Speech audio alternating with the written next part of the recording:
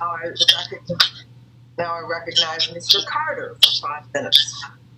Thank you, Madam Chair, and thank all the witnesses for being here. This is a very important subject, particularly for our senior citizens, so we all need to work diligently on this. Mr. Klobman, I want to thank you for testifying and for your representation of the chamber. It's important that we utilize the private sector. I mean, we need to pressure and to make sure that the agencies are doing their part, but we need the assistance of the private sector in this as well. And I wanted to ask you, have any of your member companies, how are they utilizing their technology to protect, especially older citizens, older American citizens? Have you got any examples of how they've used technology this way?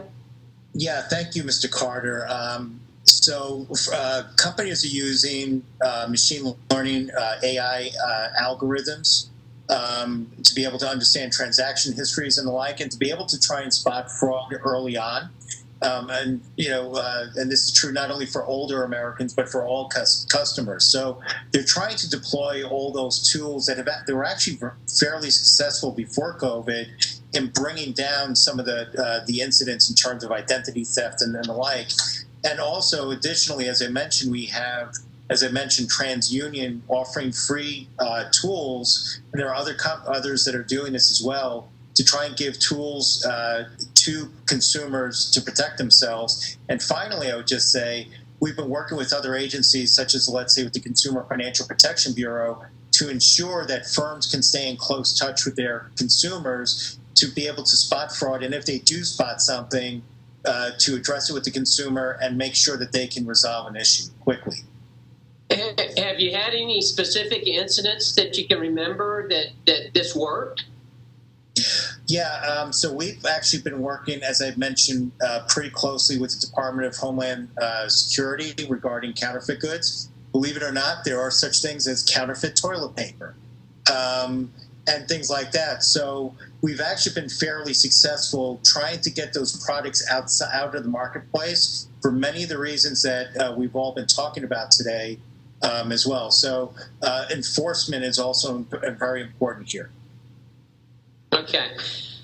I wanted to tell all the panelists that on the onset of this pandemic, I introduced bipartisan legislation called Combating Pandemic Scams Act. And this legislation was actually to help all Americans, but particularly older Americans, as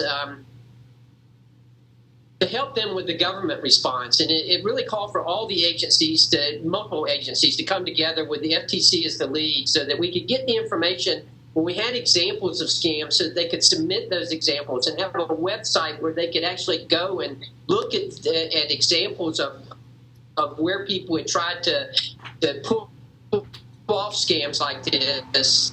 And I wanted to ask you, Mr. Klobman, if any of you mentioned that some of your companies have been working with some of the agencies, any of them working with FTC and as well?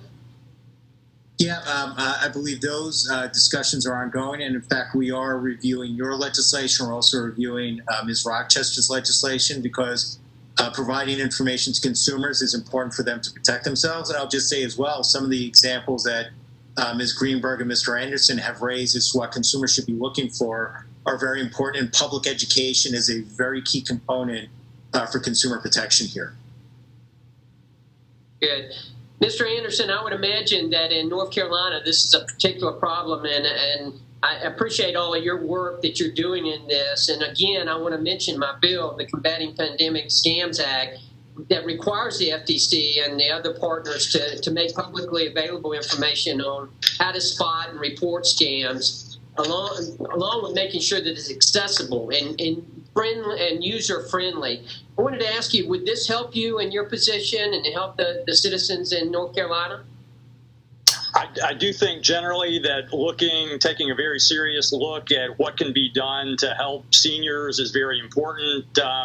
As you point out, they are particular targets of scams, and I think looking at the best way to get information out to that population and try to help them avoid scams is a good thing to really be giving serious thought to. And I think having experts and people at agencies that are involved in consumer protection and sharing information, really looking at the best way to help give seniors the tools to not fall for these scams is in general a good thing to be looking at. Good. Well, again, thank all of you. This is very important work. Thank you, Madam Chair, and I yield back.